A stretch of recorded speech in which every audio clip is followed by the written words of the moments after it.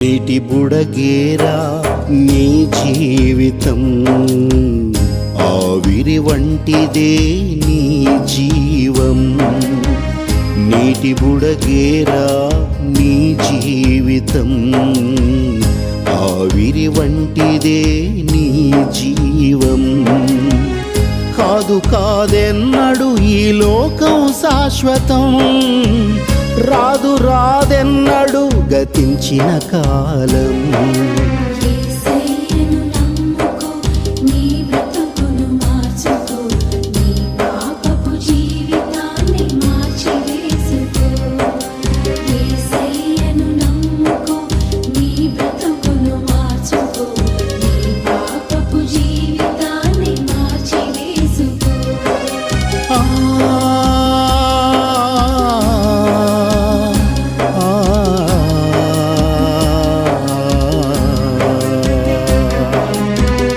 ప్రభునందు ప్రియులారా, న్యాయాధిపతుల గ్రంథము తరువాత వ్రాయబడిన గ్రంథం రూతు గ్రంథం. రూతు గ్రంథము తరువాత సమూయేలు గ్రంథాన్ని మనం చూస్తాం. సమూయేలు గ్రంథానికి న్యాయాధిపతుల గ్రంథానికి మధ్యలో ఈ గ్రంథం రాయబడింది. అనగా దానిలో కూడా ఒక ప్రత్యేకత ఉంది. ఇది బైబిల్లో 8వ పుస్తకంగా మనం చూస్తాం ప్రియులారా. 8వ పుస్తకము అనగా నూతన జీవితానికి అది సూచన. 7 దినాలు పూర్తి అయిపోయిన తర్వాత, విశ్రాంతి తర్వాత మరలా వచ్చే నూతన దినము 8వ దినం. అదే రీతిగా మరి ఈ న్యాయాధిపతుల ఏలిన దినములలో అని ప్రారంభమవుతుంది రూతు గ్రంథం. న్యాయాధిపతుల దినాల్లో అనగా న్యాయాధిపతులు పరిపాలన చేస్తూ ఉన్నారు ఆ దినాలు. అయితే న్యాయాధిపతుల గ్రంథము రాసినటువంటి దినాలు వేరు, రూతు గ్రంథము జరిగిన దినాలు వేరు. అనగా న్యాయాధిపతుల కాలములో, న్యాయాధిపతుల గ్రంథములో ఏమేమి ఉన్నాయంటే, ప్రతివాడు తనకిష్టానుసారముగా ప్రవర్తించుచూ వచ్చను అనే మాట మనం చూస్తాం. ఇష్టానుసారమైన జీవితం ఉంది, దేవునికి వ్యతిరేకమైన జీవితం ఉంది, వ్యభిచారము, పాపము, అక్రమము ఉంది, ఓడిపోవటం, ఓటమి ఉంది, అన్యాయము ఉన్నది న్యాయాధిపతుల గ్రంథములో. అయితే రూతు గ్రంథాన్ని మనం జ్ఞాపకం చేసుకున్నప్పుడు రూతు గ్రంథములో అలాంటివి మనకు కనపడవు. అనగా ప్రారంభములో వారు కన్నీటితో ఉన్న తరువాత వారు నెమ్మదిని పొందారు, సుఖాన్ని పొందారు, ఆనందాన్ని పొందినట్లుగా మనం చూస్తాం. అక్కడ పొలం ఉంది, పంట ఉంది, పనివారున్నారు, యజమానుడున్నాడు, కోత ఉంది, అనేక రకాలుగా ఆ యొక్క పొలాన్ని గురించిన సంగతులు అక్కడ మరి రూతు గ్రంథంలో వ్రాయబడ్డాయి. ప్రియులారా, అన్నిటికంటే ప్రాముఖ్యముగా అక్కడ బోయేజు అనే ఒక గొప్ప వ్యక్తి ఉన్నాడు అనే మాట మనం చూస్తాం. మొదటి వచనాల్లో మనము జ్ఞాపకం చేసుకుంటే ఏమని రాయబడింది? నయోమి పెనిమిటికి బంధువుడు ఒకడు ఉండెను, అతడు చాలా ఆస్తిపరుడు అనే మాట మనం చూస్తున్నాం. ఆస్తిపరుడైనటువంటి బోయేజును, బలవంతుడైన బోయేజును మనము ఈ అధ్యాయంలో మనం చూస్తాం ప్రియులారా. అయితే మరి వీరిద్దరి ఈ యొక్క అధ్యాయములో 3 వ్యక్తులు ప్రాముఖ్యమైన వారుగా ఉన్నారు. వారిలో నయోమి, అలాగే రూతు, అలాగే బోయేజును మనం చూస్తాం. ఈ 3 చాలా ప్రాముఖ్యమైన వారు అని గుర్తుపెట్టుకోవాలి. ఎందుకంటే ఈ అధ్యాయములో మొత్తం 6 మంది ఉన్నారు కుటుంబం.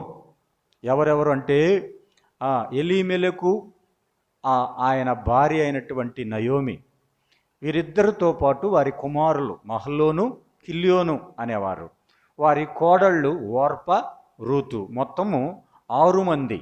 ప్రియులారా, 6 అనేది అసంపూర్ణమైన సంఖ్య. 6 అనేది ఏమిటి చెప్పండి? అసంపూర్ణమైన సంఖ్య. అంటే అసంపూర్ణత. ఒక వ్యక్తి సంపూర్ణుడు కావాలి అంటే యేసుక్రీస్తు లేకుండా ఏ వ్యక్తి కూడా సంపూర్ణుడు కాలేడు అని గుర్తుపెట్టుకోవాలి. ఆ 6 మంది ఒకే కుటుంబంలో ఉన్నారు. ఆ కుటుంబము ఎలా ఉన్నదంటే అసంపూర్ణంగా ఉన్నది. అంత మాత్రమే కాదు, ముగ్గురు వరుసగా చనిపోయారు పురుషులు. ముగ్గురు చనిపోయిన తర్వాత ఇంకా ఆ కుటుంబంలో అసంపూర్ణత ఎక్కువైపోయింది. అయితే ప్రియులారా, ఎప్పుడు ఒక కుటుంబం, ఒక వ్యక్తి యొక్క జీవితం సంపూర్ణతలోకి వస్తుందంటే యేసుక్రీస్తు అతని జీవితంలో ఉన్నప్పుడు మాత్రమే సంపూర్ణత ఉంటుంది. ప్రియులారా, యెరికో పట్టణాన్ని మనం జ్ఞాపకం చేసుకుంటే, యెరికో పట్టణము దాన్ని ఓడించటానికి మరి 7 బూరలు అవసరమైనవి, 7 యాజకులు అవసరమయ్యారు. 7వ రోజున మరి 7 సార్లు తిరిగారు. ఎప్పుడైతే ఇలాగా 7 రోజులు 7 బూరలు 7 యాజకులు 7 సార్లు ఆ చుట్టూ తిరిగారో, యెరికో చుట్టూ, అప్పుడు మాత్రమే ఏమైందో తెలుసా? దానికి సంపూర్ణమైన విజయము వచ్చింది ప్రియులారా. అలాగే ఈ పొలములో కోయువారున్నారు, కోయువారు మీద పనివాడున్నాడు. అలవాట అక్కడ అవసరము లేని, లేకపోతే అవసరం ఉన్నా కూడా అవసరంలో ఉపయోగపడని సమీప బంధువుడు కూడా ఒకడున్నాడు. అతడు కూడా ఉపయోగపడలేదు. కానీ ప్రియులారా, సమీప బంధువు అయినటువంటి బోయేజు ద్వారా మాత్రమే వారి కుటుంబంలో సంపూర్ణత వచ్చింది. ఎందుకంటే బోయేజు లేకుండా నయోమి జీవితం ఎలాంటిదంటే పేదరికమే. బోయేజు లేకుండా నయోమి యొక్క జీవితం అది వ్యర్థమైన జీవితంగానే ఉంటుంది. అలాగే బోయేజు లేకుండా రూతు యొక్క జీవితం, ఆమె విధవరాలి యొక్క జీవితం, లేకపోతే ఆమె పిల్లలు లేని జీవితం ఆమె జీవితంగా కనపడుతుంది ప్రియులారా. అలాంటి జీవితాలను బోయేజు ఎప్పుడైతే కలుసుకున్నాడో అప్పటి నుండి వారి జీవితాలు మార్చబడ్డాయి అని గుర్తుపెట్టుకోవాలి. మనం చదువుకున్న ఈ లేఖన భాగములో, రూతు గ్రంథములో బోయేజు, రూతు, నయోమి ఈ ముగ్గురు 2వ అధ్యాయం ప్రారంభంలో మనం వారిని గురించి మనం చదువుతున్నాం. అయితే ప్రియులారా, మరి బోయేజు రూతును కలవక ముందు, లేకపోతే నయోమి బోయేజును కలవక ముందు, వారిరువురు కూడా బోయేజును కలవక ముందు వారి జీవితాలు ఎలా ఉన్నాయంటే, నిజానికి నయోమి బెత్లెహేమును విడిచి మోయాబు దేశానికి వెళ్ళింది. బెత్లెహేము విడిచి మోయాబు దేశానికి ఎప్పుడైతే వెళ్ళిందో అప్పుడే ఆమె దేవునికి రావలసినటువంటి మహిమను పోగొట్టిన స్త్రీగా కనబడుతుంది. ఎందుకంటే దేవుడు ఇదిగో ఇశ్రాయేలు ప్రజలకు సూచనగా ఈ నయోమి మనకు కనపడుతుంది ప్రియులారా. పరిశుద్ధాత్మకు సూచనగా ఈ నయోమి మనకు కనపడుతుంది. అయితే ఇశ్రాయేలు ప్రజలకు సూచనగా కనపడుతున్నటువంటి ఈ నయోమి ఇశ్రాయేలుకు రావలసిన మహిమ రాకుండానట్లుగా చేసింది. కారణం ఏమిటంటే ఇశ్రాయేలు ప్రజలు బెత్లెహేములో నివసిస్తున్నారు, కానీ వారు కరువులో ఉన్నా కూడా వారు కరువును అనుభవిస్తూ శ్రమలు అనుభవిస్తూ ఉన్నారు. కానీ ఎలీమెలెకు కుటుంబం కరువును సహించలేక నయోమి తన భర్తను ప్రోత్సహించి ఇదిగో మోయాబు దేశానికి తీసుకుని వెళ్ళింది. ఎప్పుడైతే బెత్లెహేమును విడిచి, రొట్టెల ఇంటిని విడిచి మోయాబు దేశానికి, అన్య దేశానికి, విగ్రహారాధన కలిగిన దేశానికి ఎప్పుడైతే తీసుకొని వెళ్ళిందో అప్పుడు ఆ మహిమను కోల్పోయినట్లుగా మనం చూస్తున్నాం ప్రియులారా. అలాగే రూతు అన్య జనాంగానికి సూచనగా ఉన్నది. అర్థమైందా? నయోమి ఇశ్రాయేలు జనాంగానికి సూచనగా ఉంటే రూతు అన్య జనాంగానికి సూచనగా ఉంది. అన్య జనాంగము ప్రియులారా, వీరిద్దరి గురించి లూకా సువార్త 1వ అధ్యాయంలో ఒక చక్కని మాట మనం జ్ఞాపకం చేసుకుందాం. చూడండి, లూకా సువార్త 2వ అధ్యాయం, క్షమించండి, 29-32 కలిసి ఉన్నాయి. చూసారా? ఇశ్రాయేలీయులకు మహిమ కావాలి. ఎందుకో తెలుసా? మహిమ కోల్పోయిన వారుగా ఉన్నారు. ఎవరు? ఇశ్రాయేలు ప్రజలు. వారికి మహిమ లేదు. ఇదిగో ఈ నయోమి అక్కడికి వెళ్ళుట ద్వారా దేవునికి రావలసిన మహిమ రాకుండా పోయింది అంటున్నాడు.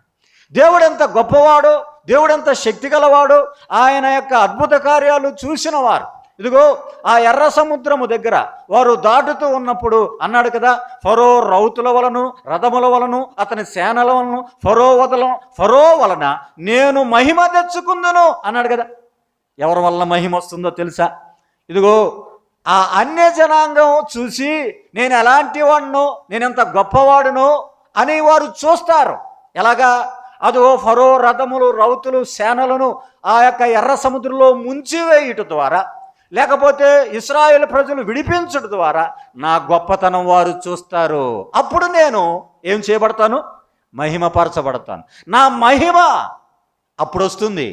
ప్రియులారా, దేవునికి రావలసిన మహిమ అలా వస్తూ ఉంటుండగా అన్యజనాలు చూసి అయ్యో వీరు దేవుడంత గొప్పవాడో అని ఇదిగో సాక్ష్యం చెప్పిన వారు ఉన్నారు. యెహోషువ గ్రంథం 2వ అధ్యాయములో ఇదిగో ఆ యొక్క స్త్రీ సాక్ష్యం చెప్పింది, మీ దేవుడు ఎంత గొప్ప దేవుడో, మా హృదయాలు కరిగిపోయాయి, ఏ రీతిగా ఓగును ఎలాగూ చేశాడో, ఆ రాజుల పట్ల ఎలాగూ చేశాడో మేము చూశాం అని ఆ స్త్రీ చెప్పింది.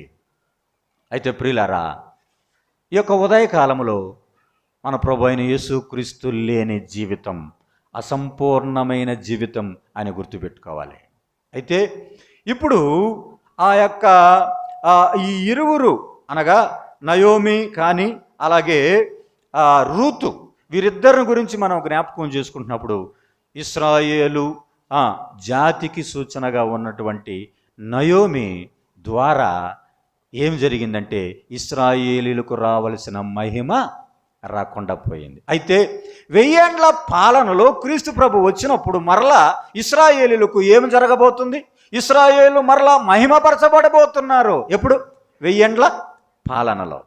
అయితే ప్రియులారా, ఇక్కడ మనం జ్ఞాపకం చేసుకుంటున్నట్లుగా అన్యజనులకు వెలుగుగాను ఇశ్రాయేలుకు మహిమగాను ఎవరుండబోతున్నారు అన్నాడండి? యేసుక్రీస్తు ప్రభు. నాదా నీ దాసుని ఇలాగా పోనిచ్చుచున్నావని సమయోను చేతుల్లో బాలుడైన యేసుక్రీస్తు ప్రభు వారిని ఎత్తుకొని ఎంత గొప్ప ఆ యొక్క ప్రవచనాన్ని తెలియజేస్తున్నాడో, ఇదిగో ఇశ్రాయేలుకు మహిమగానే ఉండబోతున్నావు అన్నాడు. ఈ చిన్న పిల్లవాడిని ఎత్తుకొని ఏమని జ్ఞాపకం చేస్తున్నాడు? ఇశ్రాయేలుకు మహిమ లేదయ్యా, ఇశ్రాయేలులో చీకటిలో ఉన్నారయ్యా, 600 సంవత్సరాలు దేవుడు వారితో మాట్లాడలేదు, ఎందుకంటే మహిమను కోల్పోయిన వారుగా ఉన్నారు. అయితే ఇప్పుడు మరలా యెషయి మొద్దు నుండి చిగురు పుట్టును అన్నట్లుగా మరలా దావీదు సంతానములో దావీదు వంశములో పుట్టినటువంటి యేసుక్రీస్తు ద్వారా ఏం రాబోతుంది? మహిమ రాబోతుంది. ఇశ్రాయేలీలకు మహిమ. అలాగే ఏమిటో తెలుసా? అన్యజనులకు వెలుగు అన్నాడండి. అన్యజనులకు వెలుగు. అయితే ప్రియులారా, కొద్దిసేపు మహిమ అనే దాని గురించి మనం ఆలోచన చేద్దాం. ఇదిగో దేవుని పిల్లలకు లేకపోతే దేవుని మహిమ రావలసి ఉంటుండగా ఆ మహిమను కోల్పోయాడు మానవుడు అంటున్నాడు. రోమపత్రిక 3:23లో ఏ భేదము లేదు ఏమన్నాడు? అందరూ పాపము చేసి దేవుడని గ్రహించే మహిమను పొందలేకపోతున్నారు. ప్రతి మానవునికి దేవుడు ఏమి ఇవ్వాలనుకుంటున్నాడండి? మహిమను ఇవ్వాలనుకుంటున్నాడండి. మహిమను ఇవ్వాలనుకుంటుంటే మానవుడు మహిమను పొందలేకపోతున్నాడు. మహిమ అంటే యేసుక్రీస్తు ప్రభువే, ఆయనే మహిమ. ఎందుకో తెలుసా? తండ్రి, యోహాను సువార్త 17వ అధ్యాయం 4వ వచనంలో మాట రాయబడింది, నీవు భూమి పుట్టక ముందు నాకు ఎట్టి మహిమనిచ్చితివో ఆ మహిమ నాకు మరలా ఇవ్వమని ఆయన కోరుకుంటున్నాడు. నాకు ఎట్టి మహిమనిచ్చావు, నాకు మహిమనిచ్చావు, ఆ మహిమ నేను వీరికి ఇస్తున్నాను అన్నాడండి. దేవుడు తన ప్రజలకు మహిమనివ్వాలని కోరుకుంటే అనేక మంది ఆ మహిమను పొందలేకపోతున్నారండి. దేవుడు తన కుమారుని ఈ లోకానికి పంపి ప్రతి వానికి మహిమనివ్వాలని కోరుకుంటున్నాడు. భేదాలు లేవు, ఏ భేదము లేదు అన్నాడండి. ప్రతి వారికి దేవుడు అనుగ్రహించే మహిమ ఎవరో తెలుసా? యేసుక్రీస్తు ప్రభు. ఆ మహిమను అనేకులు పొందలేకపోతున్నారు. ఇక్కడ చేరిన సమాజంలో అనేక మంది దేవుని మహిమను పొందుకున్నారు. అనగా యేసుక్రీస్తును సొంత రక్షకుడిగా అంగీకరించారు. ఎవరైతే అంగీకరించారో వారు క్రీస్తు మహిమను పొందిన వారే.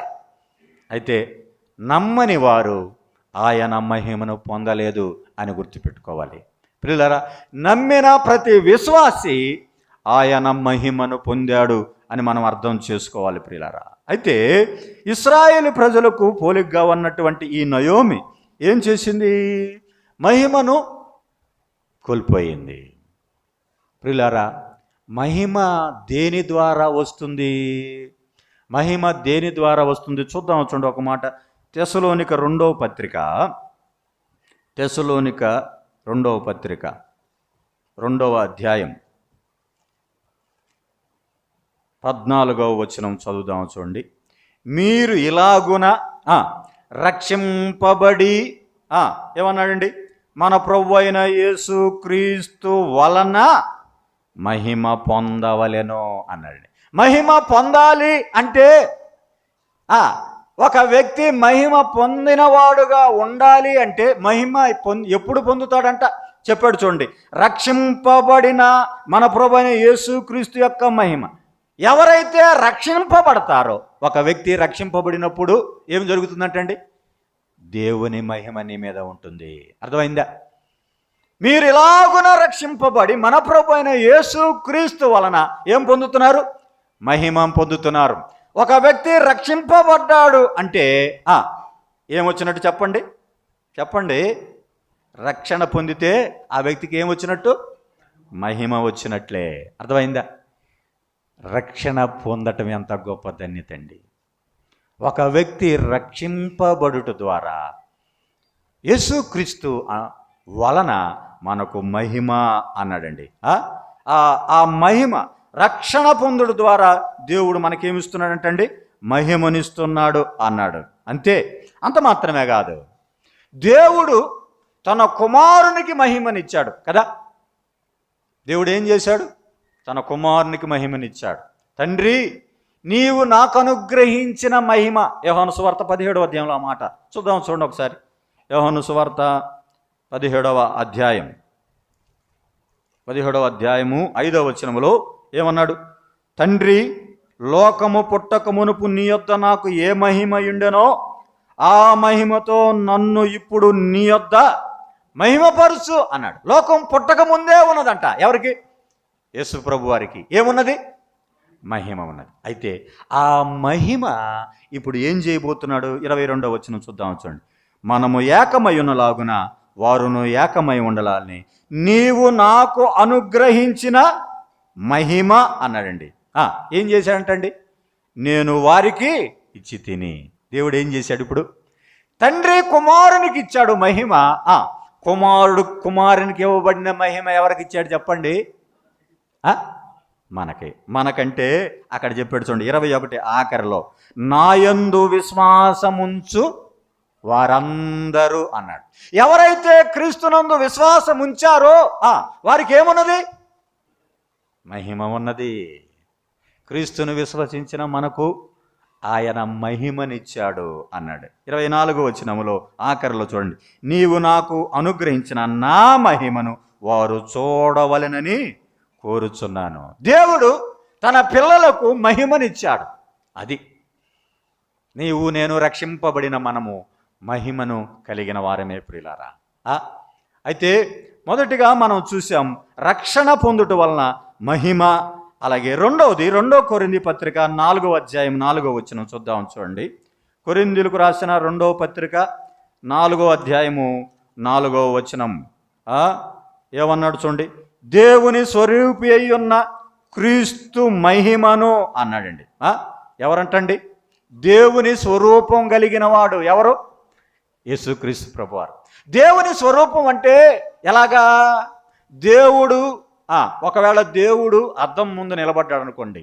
అద్దం ముందు నిలబడినప్పుడు మనము అద్దం ముందు నిలబడినప్పుడు ఎవరి ముఖం కనపడుతుంది? మన ముఖమే కనపడుతుంది. అలాగే దేవుడు అద్దం ముందు నిలబడితే ఎవరు కనపడుతున్నారంట? యేసుక్రీస్తు ప్రభు వారు కనపడుతున్నాడంట. అదే చెప్పెడుతుండే, దేవుని స్వరూపి అయిన క్రీస్తు అన్నాడు. ఆయన స్వరూపం కనపడుతుంది. దేవుని స్వరూపి అయినటువంటి క్రీస్తు మహిమను అన్నాడు. దేవుని స్వరూపం అయినటువంటి క్రీస్తుకున్నటువంటి మహిమ ఎలా వస్తుందంటండి?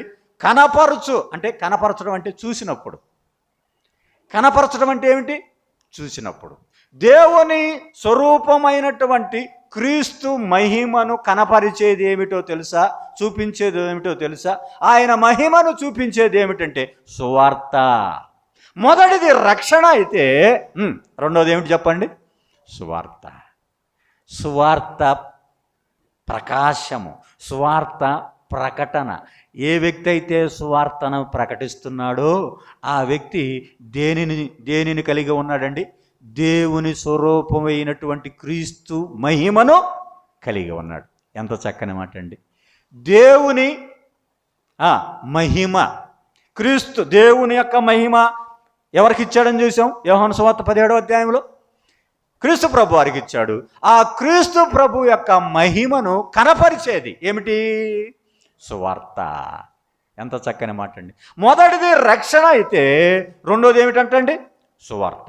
నీవు నేను సువార్త ప్రకటిస్తుంటే ఎవరు మహిమపరచబడతారు చెప్పండి? దేవుడు, క్రీస్తు ప్రభు వారు మహిమపరచబడతారు. ఆయన మహిమ.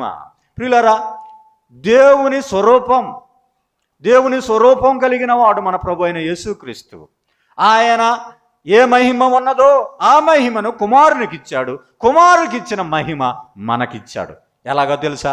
నువ్వు ఎప్పుడైతే రక్షణ పొందావో అప్పుడు దేవుని మహిమను కలిగిన వాడోగా ఉన్నావు. నువ్వెప్పుడైతే సువార్తను ప్రకటిస్తున్నావో అప్పుడు దేవుని మహిమను కలిగిన వాడుగా ఉన్నావు అని నేను జ్ఞాపకం చేస్తున్నాను పిల్లారా. అంత మాత్రమే కాదు, మరొక మాట చూద్దాం. చూడండి, 2 కొరింథీ, అక్కడే 3వ అధ్యాయం, 2వ కొరింథీ పత్రిక 3వ అధ్యాయము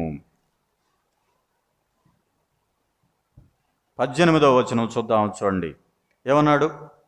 మనమందరమును ముసుకులేని ముఖముతో ప్రభు యొక్క మహిమను ఏం చేస్తున్నామంటే అండి, అద్దము వలె ప్రతిఫలింపజేయొచ్చు అన్నాడండి.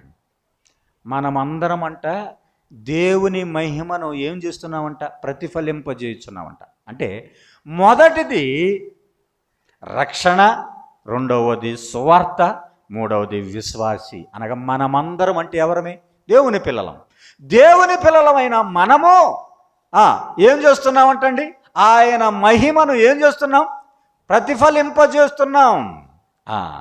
ముసుగు లేని ముఖంతో అన్నాడండి. అద్దము ముందు నిలబడితే చెప్తున్నాడు చూడండి, అద్దము వలె ప్రతిఫలింపజేయొచ్చు. మనల్ని మనం చూసుకున్నప్పుడు మనలో ఎవరు కనపడాలి?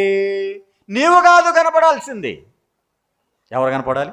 క్రీస్తు కనపడాలి. యేసు క్రీస్తు యొక్క లక్షణాలు, ఆయన గుణగణాలు, ఆయన యొక్క దైవత్వం, ఆయన యొక్క పోలికలు, ఆయన యొక్క మాదిరి, ఆయన యొక్క సహనం, ఆయన యొక్క ప్రేమ, ఆయన యొక్క దీర్ఘశాంతం, ఆయన యొక్క లక్షణాలు నీలో ఎప్పుడైతే కనబడ్డాయో అప్పుడు ఏమన్నాడు? మహిమ నుండి అధిక మహిమ. ఎంత గొప్ప ధన్యత అండి! మహిమను ప్రతిఫలింపజేయుచున్నాము. ఎవరో? మనము.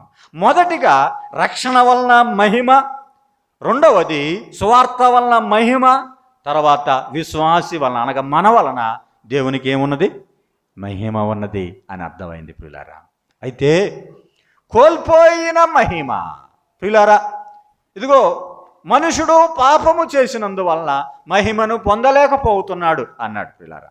నిజానికి ఇదిగో ఆ యొక్క సమూయేలు బాలుడుగా ఉన్న దినాల్లో, లేకపోతే ఏలి యాజకుడుగా ఉన్న దినాల్లో ఏలి కుమారులు పాపం చేస్తూ ఉన్నారు.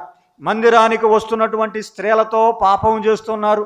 మందిరములో అసహ్యమైన కార్యాలు చేస్తున్నారు. మందిరములో మాంసాన్ని కొంకులతో తీసుకొని ఇష్టం వచ్చినట్లుగా వారు ఆ అసహ్యమైన కార్యాలు చేస్తూ ఉన్నారు. మందిరములో అపవిత్రత ఉంది. దేవుని కోపం రగులుకుంటూ ఉంది. దేవుడు అవకాశం ఇచ్చాడు. దేవుడు మరొక సంవత్సరం అవకాశం ఇచ్చాడు. ఎవరికి? పాపం చేస్తున్నటువంటి హోప్ని ఫినెహాసుకు అవకాశం ఇచ్చాడు. అవకాశం ఇచ్చినా వారు ఏం చేస్తున్నారు? పాపమును కొనసాగిస్తూనే ఉన్నారు. ఇదిగో ఇశ్రాయేలీలో వారి చెవులు గింగురమునున్నట్లుగా నేను ఒక కార్యము చేయబోతున్నాను అన్నాడు. ఏమిటో కార్యము తెలుసా?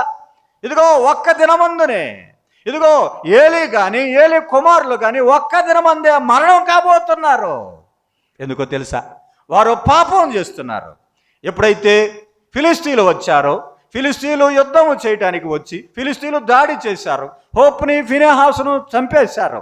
హోప్ని ఫినెహాసు చనిపోయారు. ఏలీ చనిపోయాడు. మందసం అక్కడి నుంచి పోయింది. ఎప్పుడైతే మందసం వారి మధ్య నుంచి పోయిందో ప్రభావము వారి మధ్య నుంచి తొలగిపోయింది. ఇక ప్రభావం అనేది లేదు. క్రీస్తు ప్రభువు లేడు, మందసము లేదు, దేవుని సన్నిధి లేదు, ఆరాధన లేదు, స్తుతులు లేవు. దేవుని సన్నిధి లేనప్పుడు the glory has departed from Israel అన్నట్లుగా ఇశ్రాయేల్లో ప్రభావం పోయింది పాపాన్ని బట్టి. ఎంత ఘోరం ప్రియులారా! మనలో పాపాన్ని బట్టి దేవునికి మహిమ రా. ఎంతకాలం అయింది నువ్వు ప్రభువుని నమ్ముకొని, అయినా పాపాన్ని కొనసాగిస్తూనే ఉంటే దేవుడు చూస్తూ అవకాశం ఇస్తున్నా కూడా దేవునికి రావాల్సిన మహిమ రాకుండా పోతుంది. అర్థమైందా?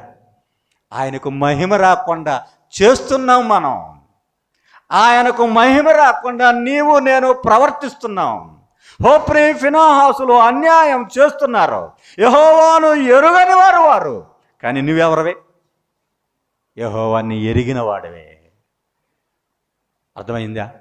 పాపం చేయటానికి ప్రేరేపణ కలిగి పాపం చేస్తున్నావు, తెలిసే పాపం చేస్తున్నావు. దానిని బట్టి దేవుని కోపము రగులుకుంది అన్నాడు ప్రియులారా. అర్థమైందా? ప్రభావం పోయింది. రెండవ స్త్రీ రూతును మనం జ్ఞాపకం చేసుకుంటున్నాం. రూతు ఎవరంటే అన్య జనాంగానికి సూచనగా ఉంది. ఎఫెసీ పత్రిక 5వ అధ్యాయం 8వ వచనంలో ఏమన్నాడు? మీరు పూర్వము చీకటి అయి ఉంటిరి, కానీ క్రీస్తునందు ఇప్పుడు వెలుగై ఉన్నారు. రూతు యొక్క జీవితం చీకటి జీవితం. అన్య జనాంగాలకి క్రీస్తు ప్రభు ఎలా ఉన్నాడండి? వెలుగుగా ఉన్నాడు అన్నాడు. ఇశ్రాయేలుకు మహిమగాను, చెప్పండి రెండవది, అన్య జనాంగానికి వెలుగుగా. ఎందుకంటే అన్య జనాంగము ఎక్కడ ఉన్నారు? యేసుక్రీస్తు ప్రభువు పుట్టిన దినాల్లో కూడా ఏమని రాయబడింది? మరణాఛాయలోను గాఢాంధకారములో చీకటిలో ఉన్న ప్రజలకు ఆయన ఎలా ఉన్నాడు? ఆయన వెలుగుగా ఉన్నాడు. వెలుగు మీ యొద్దకు వచ్చినది కానీ వెలుగు దానిని చీకటి దానిని గ్రహించలేకపోతుంది. యేసు ప్రభు వస్తున్నాడు, సువార్త ప్రకటిస్తున్నా, ఆయన నమ్ముకోమని చెప్తున్నా, ఏం చేస్తున్నా అంటే వారి మనోనేత్రాలు ఏమున్నాయి? గుడ్డితనం కలిగి ఉన్నాయి, చీకటి కలిగి ఉన్నాయి. క్రీస్తు ప్రభువును చూడలేకపోతున్నారు, ఆయన ప్రేమను చూడలేకపోతున్నారు, ఆయన అద్భుతాలను చూడలేకపోతున్నారు, ఆయన ఇచ్చే ఆశీర్వాదాలు పరలోకాన్ని చూడలేకపోతున్నారు. అర్థమైందా? చీకటిలో వారు ఉన్నారు.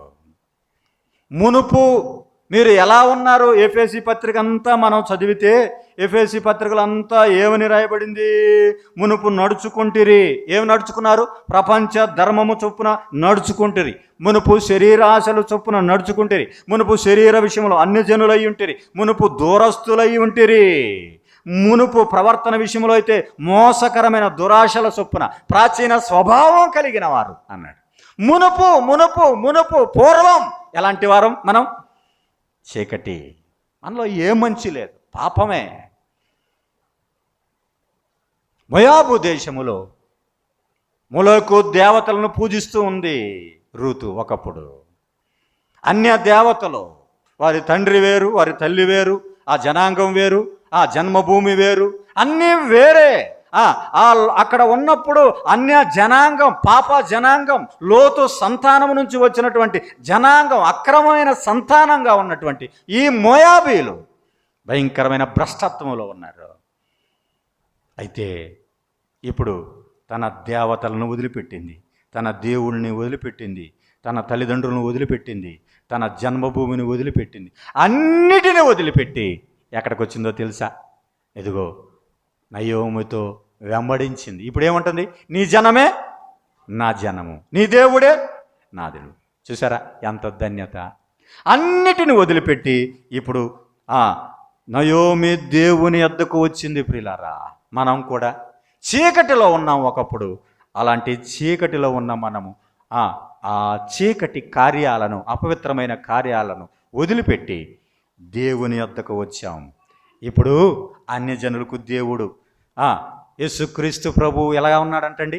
వెలుగుగా ఉన్నాడు అని మనం జ్ఞాపకం చేస్తున్నాడు. పిల్లరా, ఆయన వెలుగుగాను అనే మాట మనం చూస్తున్నాం. ఒకప్పుడు రూతు యొక్క జీవితం చీకటే. భర్త లేడు, పిల్లలు లేరు, సరైన కుటుంబం లేదు, ఆస్తిపాస్తులు లేవు, మూడుబారిన జీవితం, కన్నీరు, దుఃఖం, ఏడుపు ఉన్నది ఆమె జీవితంలో. ఎలాంటి సంతోషం ఆమె జీవితంలో లేదు. సంతోషంగా భర్తతో బతకాలంటే 10 సంవత్సరాలు కూడా బతకలేకపోయారు. 10 సంవత్సరాల తర్వాత వారు తిరిగి ఇప్పుడు మోయాబును విడిచి బెత్లెహేముకు వచ్చారు. 10 సంవత్సరాల తర్వాత వారు బెత్లెహేముకు వచ్చారు. పిల్లరా, బెత్లెహేముకు వచ్చినప్పుడు ఇప్పుడు రూతు యొక్క 2 లక్షణాలు మనం జ్ఞాపకం చేసుకొని మనం ముగించుకుందాం. పిల్లరా, 2వ వచనం చదువుదాం. ఏమన్నాడు? మోయాబీయురాలైన రూతు ఏమంటుందో తెలుసా? నీ సెలవైన ఎడల నేను పొలములోనికి పోయి. చూసారా, ఇప్పుడు కొత్త ప్రదేశానికి వచ్చినటువంటి ఈ రూతు పొలానికి వెళ్ళటానికి ఇష్టపడుతుంది. గతంలో మనం జ్ఞాపకం చేసుకున్నాం, పొలం అంటే సంఘం. పొలానికి వెళ్ళటానికి ఇష్టపడుతుంది. అయితే పొలానికి వెళ్ళటానికి ఆమె ఏం చేస్తుందో తెలుసా? అత్త యొద్ద అనుమతిని తీసుకుంటుంది. అర్థమైందా? ఏం చేస్తుంది చెప్పండి? అత్త యొద్ద అనుమతి తీసుకుంటుంది. నేను పోషిస్తున్నాను, నేను నా అత్తకు నేనే పోషణ, నా అత్తకు నేనే ఆహారం పెట్టేది, నా అత్తకు నేనే పని చేసేది, కాబట్టి నా అత్తకు నేను చెప్పేదేంటి? ఆమెకు నేను చెప్పెళ్ళాలా? ఆమె నేను పెడితే తింటుంది అని ఉందా చెప్పండి? అలా లేదండి. అత్త యొద్ద అనుమతి పొందినటువంటి రూతును మనం జ్ఞాపకం చేసుకుంటున్నాం. ప్రియులారా, అనగా చెప్పి వెళ్ళాలి. దేవుని సన్నిధికి వెళుతున్నప్పుడు మనం కూడా ఇక్కడ నయోమిని పరిశుద్ధాత్మకు సూచనగా మనం జ్ఞాపకం చేసుకోవాలి. పరిశుద్ధాత్మ యొక్క అనుమతితో మనము మన కార్యాన్ని మనము చేయాలి. ప్రియులారా, పరిశుద్ధాత్మ యొక్క చిత్తములోనే మనము మన కార్యాన్ని చేయాలి. నీ చిత్తమైతే ఎంతమంది కోడల్లో అత్త పర్మిషన్ తీసుకుంటున్నారండి బయటికి వెళ్ళేటప్పుడు? చెప్పండి.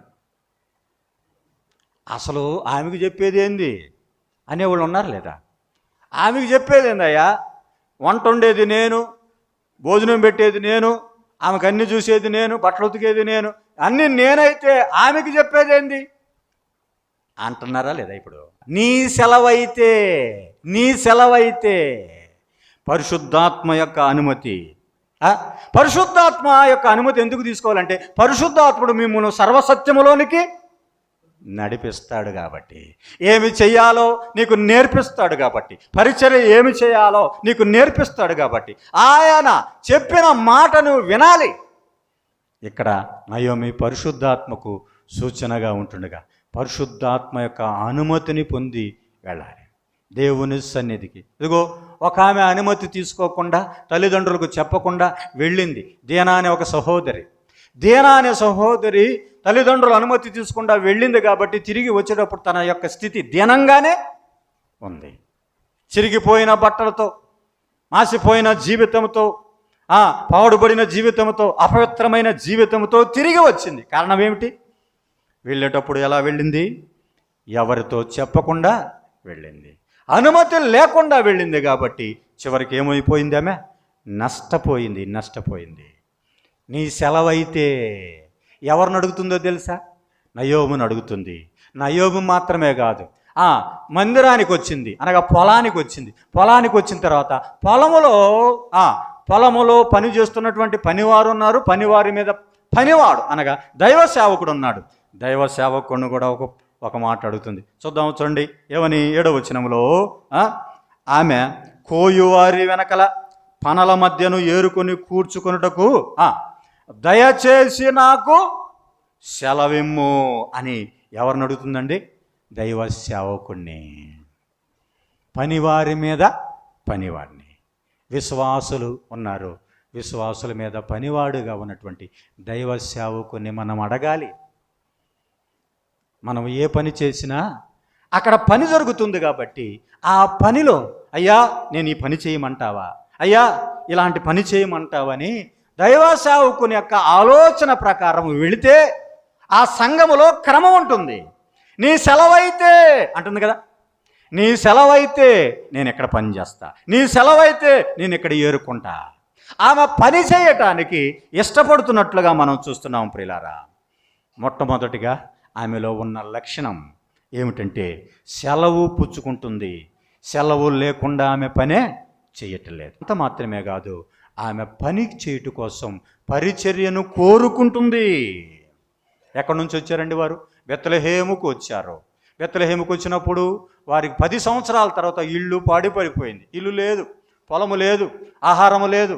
ఎవరో భోజనం పెట్టారు, కొద్ది రోజులు తిన్నారు.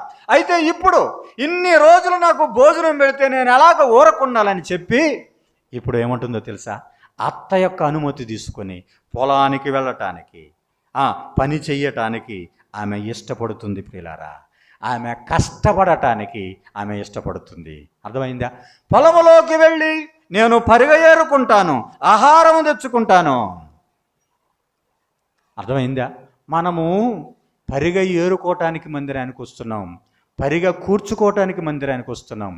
అంత మాత్రమే కాదు, ఆహారం సిద్ధం చేసుకోవటానికి. ఎవరి కోసం ఆహారం? నీ కోసం, నీ ఇంటి వారి కోసం ఆహారం సిద్ధం చేసుకుంటున్నాం. ఆహారం సిద్ధం చేసుకున్న నీవు ఇతరులకు కూడా ఆహారం పెట్టేవాడుగా నీవు ఉండాలి. పౌలు అంటాడు తెస్సలోనిక పత్రిక, ఒక మాట చూద్దాం చూడండి, 2వ అధ్యాయం 9వ వచనం. మొదటి తెస్సలోనిక పత్రిక 2వ అధ్యాయము 9వ వచనములో, అవును సహోదరులారా, మా ప్రయాసము మా కష్టము మీకు జ్ఞాపకం ఉన్నది కదా. మేము మీలో ఎవరికైనా భారముగా ఉండకూడదని ఏం చేస్తున్నాము? రాత్రింబవళ్ళు కష్టము చేసి జీవనము చేయొచ్చు మీకు దేవుని సువార్త ప్రకటించుచుంటిమి అన్నాడు. నూతన విశ్వాసి రూతు నూతన విశ్వాసికి సూచనగా ఉంటుండగా, నమ్ముకున్న ఒక వ్యక్తి ఏమి చేయాలి? నమ్ముకున్న తర్వాత నువ్వు పొందిన రక్షణ అంతే, నా వరకే పరిమితం అనుకోకూడదు. నీవు పొందిన రక్షణను ఇతరులకు ప్రకటించాలి. ఇదిగో గెరాసేనులు దేశంలో ఉన్న ఒక వ్యక్తి తను పొందుకున్నాడు మేలు.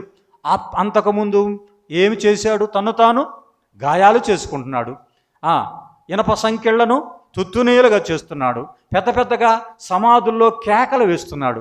అతని జీవితంలో అస్థిరత ఉంది, అతని జీవితంలో సరైనటువంటి నెమ్మది లేదు. నెమ్మది లేని జీవితాన్ని దేవుడు మార్చాడు. క్రీస్తు ప్రభు వచ్చి అతనిలో ఉన్న దెయ్యాన్ని వెళ్ళగొట్టినప్పుడు అతడు స్వస్థ చిత్తుడై కూర్చున్నాడు. కూర్చొని అంటున్నాడు, నేను నీతో కూడా వస్తా అంటున్నాడు.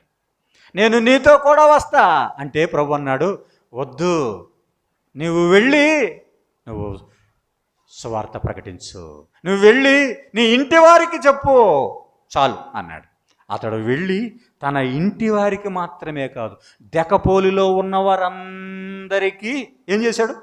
సువార్త ప్రకటించి దేవుడు చేసిన మేలు, ఇదిగో నా జీవితం గురించి దేవుడు ఎన్ని మేలు చేశాడు, నా జీవితాన్ని చెప్పాడు. యోహాను సువార్త 4వ అధ్యాయంలో కూడా ఆ సమరయ స్త్రీ నా గురించి చెప్పిన మెస్సియాను చూద్దాము రండని ఆ గ్రామం వారందరికీ ఏం చెప్పింది? సువార్త చెప్పింది. నీవు పొందుకున్న మేలును నీవు పొందుకోవటం వరకే కాదు, ఏం చేయాలి? ఇతరులకు ప్రకటించాలి. ఎన్నో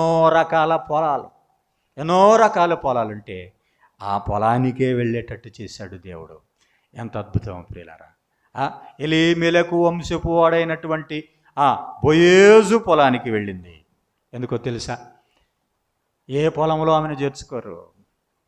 మోయాబీయుడు 10 తరముల వరకు యూదులతో సహవాసము చెయ్యకూడదు, యూదులతో సాంగత్యము చెయ్యకూడదు, మోయాబీయుడు ఇశ్రాయేలు సమాజములో చేరకూడదు.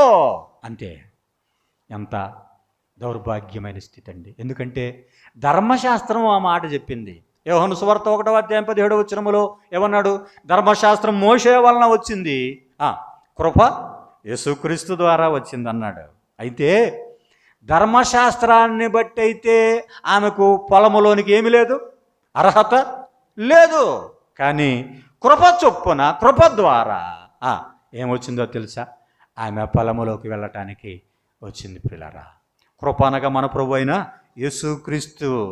ఎఫెసీ పత్రిక 2:8 మీరు విశ్వాసము ద్వారా కృపచేతనే రక్షింపబడి ఉన్నారు. చూసారా ఎంత ధన్యత! మీరు విశ్వాసము ద్వారా చెప్పండి, కృపచేతనే. కృప అంటే ఎవరండి? మన ప్రభు అయిన యేసుక్రీస్తు. కృప ఏ వ్యక్తి కూడా దాన్ని పొందటానికి వీలు లేని వ్యక్తికి వీలు కలిగించటమే కృప అండి. కృపను అనుగ్రహించిన దేవుడు, కృపను అనుగ్రహించిన దేవుడు. A person who is in distress, ఆపదలో ఉన్నటువంటి వ్యక్తి, ఆ వ్యక్తి దగ్గరికి వెళ్ళటానికి కూడా అవకాశం లేని వ్యక్తి దగ్గరికి ఇప్పుడు ఏమొచ్చిందంటే కృప వచ్చింది. ప్రియులారా, కృప అనేది యేసుక్రీస్తు ద్వారా వచ్చింది. నిజానికి కృప అనేది సంఖ్య 5ను సూచిస్తూ ఉంది. గొల్లియాతును చంపటానికి దావీదు ఎన్ని రాళ్ళు ఏరుకున్నాడు? 5 నున్నని రాళ్ళు ఏరుకున్నాడు. అయితే 5 నున్నని రాళ్ళు ఒక్క రాతితోనే కొట్టాడు. మొట్టమొదటి రాయి కొట్టతానే కణతల్లోకి వెళ్ళి చొచ్చుకొని అక్కడే బోర్ల పట్టాడు. వెళ్ళి తలను మొండెమును వేరు చేసేసాడు. అయితే మిగిలిన 4 రాళ్ళు ఉన్నాయి. 2వ సమూయేలు గ్రంథంలో మనకు తెలుసు, గొల్లియాతుకున్న 4 సహోదరులు మిగిలి ఉన్నారు. వారి కొరకు ఉంచబడింది కృప అనేది. ఇది అపరిమితమైనది. కృప మానవులను రక్షించటానికి ఇది ఏర్పాటు చేయబడిందని గుర్తుపెట్టుకోవాలి. ఇదిగో ఆ యొక్క ధర్మశాస్త్రానుసారంగా లేకపోతే ప్రత్యక్షపు గుడారములో సుగంధ తైలం చేయటానికి 5 రకాల వస్తువులు కావాలి. ఈ 5 లేకపోతే కృప లేదు అని గుర్తుపెట్టుకోవాలి. 5 రకాల గాయాలు పొందాడు ఎవరు? మన ప్రభు అయిన యేసుక్రీస్తు. యేసుక్రీస్తు కృపను మీరు ఎరుగుదురు కదా అన్నాడు. ఏమిటంట ఆ కృప? ఆయన ధనవంతుడయ్యుండి మీ నిమిత్తం ఏమయ్యాడు? ఆయన దరిద్రుడయ్యాడు. ఆయన దరిద్రుడయ్యాడు. మోయాబీయురాలు అనే మాట ఋతు గ్రంథములో 5 సార్లు రాయబడిందండి. మోయాబీయురాలు అనే మాట ఎన్నిసార్లు రాయబడింది? 5 సార్లు రాయబడింది. అంటే ఇది కృపను చూపిస్తూ ఉంది. నిజమే. 5 రొట్టెలు ఎంతమందికి పంచారు చెప్పండి? 5,000 మంది పంచారు. దేవుని కృప చేత ఆ కృప అపరిమితంగా విస్తరించుచున్నది అని గుర్తుపెట్టుకోవాలి. కాబట్టి యేసుక్రీస్తును కలిగి ఉంటే సంపూర్ణమైన జీవితం.